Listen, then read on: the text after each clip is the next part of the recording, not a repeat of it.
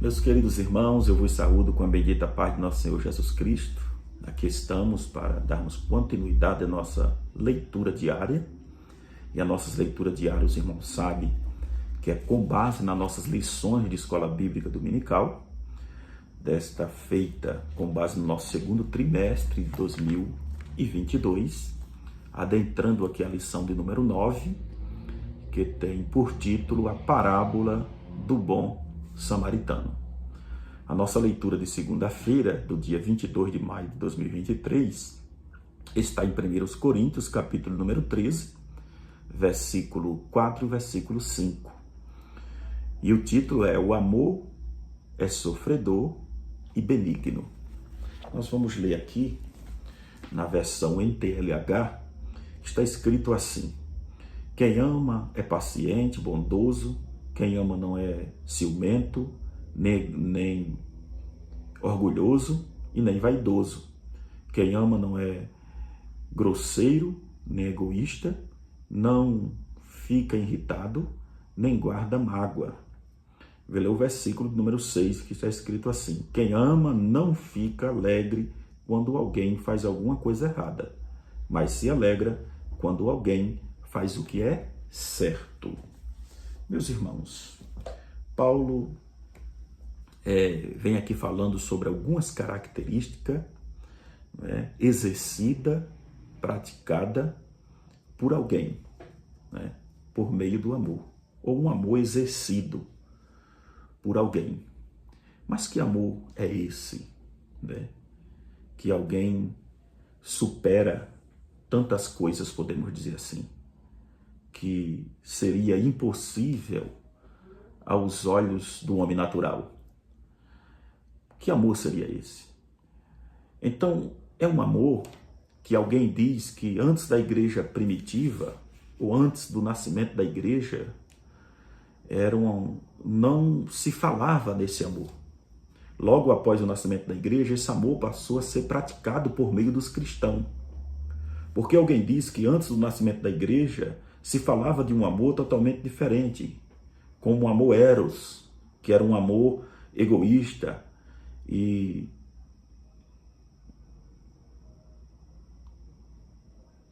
um amor egoísta ligado aos desejos, melhor dizendo.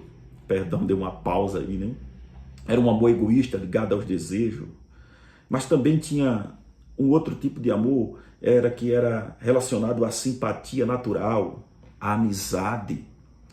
Aí Paulo vem falando de um amor totalmente superior a esses amor que alguém falava, o amor apenas de desejo, amor de amizades, simpatias, Paulo vem falando do amor ágape, que esse amor ágape expressa cuidado, compaixão por aqueles que são totalmente indignos. Então, olha que amor, é desse amor que Paulo está falando, é desse amor que supera tantas coisas, que esses outros que falamos anterior não superaria, porque não era um amor egoísta, como disse o próprio apóstolo Paulo. Então é um amor que expressa cuidado, compaixão por aqueles que são totalmente indignos. E que amor é este? Este amor foi expresso, foi dito pelo apóstolo João no capítulo 3 e 16 de João, quando ele diz que Deus amou o mundo de tal maneira que deu seu Filho unigênito para que todos que nele crêem não pereçam, mas tenham vida eterna. Quer dizer, nós não tínhamos merecimento algum. Deus expressou seu grande amor por nós que não tinha merecimento algum. Nós não merecia. Nós não tínhamos nenhum direito.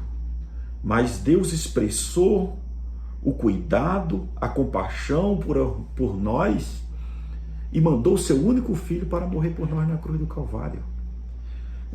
Ainda mais além, era um amor dedicado aos outros sem qualquer expectativa de benefício ou recompensa. Então esse amor que Paulo expressa aqui, o amor ágape, ou que os irmãos cristãos exerciam e devemos exercer, é um amor que devemos exercer e praticar sem pensar em receber algo em troca. Isso é muito interessante. E Paulo, ele menciona aqui algumas características desse amor. Um amor que só Deus pode derramar no coração do homem para que o homem exerça entre os demais. Então Paulo aqui ele mostra algumas características desse amor, como por exemplo, a primeira característica do amor, paciência. No versículo 4 nós vemos sobre isso. Paulo vai falar sobre a paciência. Paulo vai dizer que esse amor que Deus derramou no coração do ser humano, ele é paciente. É um amor que sofre muitas das vezes, né? Mas é um amor paciente. Veja que Paulo diz que veja o que Paulo diz, melhor dizendo, em Romanos 12:12. Ele vai dizer assim: alegrai-vos na esperança, na revista corrigida, alegrai-vos na esperança, sede paciente na tribulação e persevera na oração. Veja que o amor de Deus faz com que nós nos tornamos pacientes em meio à tribulação, em meio aos momentos difíceis da vida. Faz com que nós se tornamos pacientes. Às vezes a coisa está tão difícil, mas nós esperamos com paciência no Senhor, como disse o salmista no Salmo 40. Esperei com paciência no Senhor. E Ele ouviu o meu clamor, inclinou para mim, né? E ouviu o meu clamor. Então veja só, Paulo também diz que a tribulação ela produz a paciência.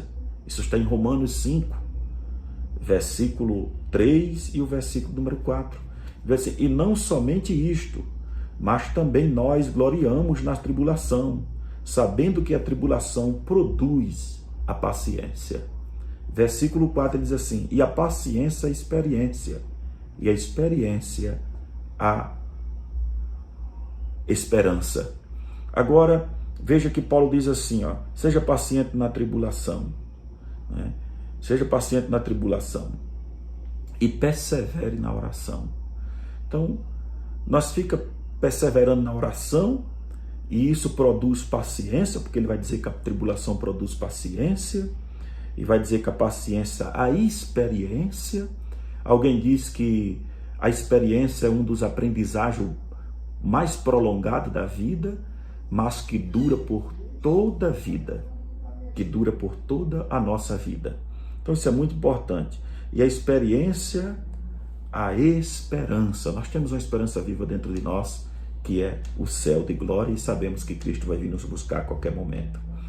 Aí ele continua, Tiago capítulo 5, versículo 7 e o versículo 8. Ele diz assim: sede, pois, irmãos, paciente até a vinda do Senhor. Outra coisa, nós esperamos com paciência Jesus Cristo, né? Quem perde a paciência de esperar Jesus se desvia dos caminhos do Senhor. Eis que o lavrador espera o precioso fruto da terra, aguardando-o com paciência até que receba a chuva temporária e serôdia. Veja que alguém que planta uma semente, ele espera com paciência o fruto daquela plantação, né? Agora veja o versículo 8, o que é que ele vai dizer? Sede vós também paciente, fortalecei-vos os vossos corações, porque já a vinda do Senhor está próxima. Qual é o conselho de Tiago aqui? Ele faz uma metáfora aqui com o lavrador, que espera com paciência o fruto da sua plantação. E ele diz também, sede vós também paciente, fortalecei-vos os vosso coração, porque já a vinda do Senhor está próxima. Então, fortaleça o coração na palavra de Deus, porque a vinda do Senhor, ela está próxima a qualquer momento. Continuemos. Segunda característica do amor é bondoso, né? A segunda característica que Paulo vai expressar aqui do amor de Deus que está em nossos corações é a bondade. Também é uma virtude do fruto do Espírito. Também é uma virtude do fruto do Espírito. Isso vai estar em Gálatas capítulo 5, versículo de número 22. Mas o fruto do Espírito é amor, gozo, paz, longanimidade, benignidade, bondade, fé, mansidão e temperança. Olha que a bondade está aí. Então, é uma virtude do fruto do Espírito. Então, é o amor de Deus em nossos corações. Para adiantar, para que o vídeo não fique longo. Terceira característica, não é ciumento. Em outras palavras, não é invejoso. Né? Por causa do ciúme, Caim matou Abel. Por causa do ciúme, os irmãos de José conspiraram a morte de José e o venderam para o Egito. Então, os irmãos, observem, não é? O que é que o ciúme faz, o que é que a inveja faz. Às vezes alguém diz que inveja é você possuir, às vezes, uma roupa igual a do outro, ou possuir um carro igual ao do outro. Não é isto. Inveja é muito mais pior. Tiago chama isso de pensamento faccioso. O invejoso, ele não consegue se alegrar, como disse Paulo, ou ciumento, com o sucesso de alguém. Ele deseja que você não tenha sucesso algum. Não é? Se depender dele, você vive na miséria. Isso é um aspecto de alguém ciumento. Então, vamos lá. Então, Romanos 13:13, na versão nova tradução da linguagem de hoje, que é na NTLH, está escrito assim, ó, vivemos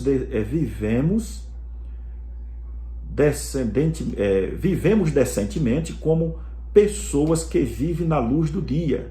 Nada de farras ou bebedeiras, nem moralidade ou indecência, nem briga ou ciúmes. Então o que ele vai dizer? Vivemos decentemente, como alguém que vive no dia, de dia da luz. Porque é o oposto das trevas. As trevas é um sinônimo de coisa ruim, não é? de quem vive fazendo a vontade do mal. Mas vamos para frente. 1 Coríntios 3, versículo 3 e versículo 4, na mesma versão, porque vive como se fosse pessoas deste mundo. Olha, é o que fala. Porque vive como se... Por quê? Só voltar aqui. Porque vive como se fosse pessoa deste mundo. Quando existe ciumeiras e brigas entre vocês, será que isso não prova que vocês são pessoas deste mundo e fazem o que todos fazem? Então, Paulo, o que é que Paulo quer dizer aqui? Assim, que diferença tem vocês do mundo? Porque fazem as mesmas coisas que o mundo faz. Que amor é esse? Né? Não é o amor de Deus que está no coração do homem. Então, o amor, se alguém tem o amor de Deus, ele não pratica essas coisas. E o versículo 4 ele vai dizer assim, quando alguém diz eu sou de Paulo, outro eu sou de Apolo, será que assim não estão agindo como pessoas deste mundo? Então o que é que Paulo quer dizer? Que nós não somos daqui, nós somos daqui de passagem. Então Paulo que quer dizer para os irmãos que quem uma vez aceitou a Jesus como Salvador da sua alma, ele é transformado, é liberto, ele não pratica mais as coisas que esse mundo pratica, ele é diferente. E tem que acabar com os partidarismos dentro da igreja, que era isso que estava acontecendo. Mas vamos lá. Quarta característica de quem tem o amor de Deus, não é orgulhoso. Não é orgulhoso. Para tomar como base aqui, nós temos 1 Coríntios, capítulo 4, versículo número 7, ainda na versão NTLH. Quem é que faz você superior aos outros? Veja que interrogação de Paulo. Quem é que fez você superior aos outros?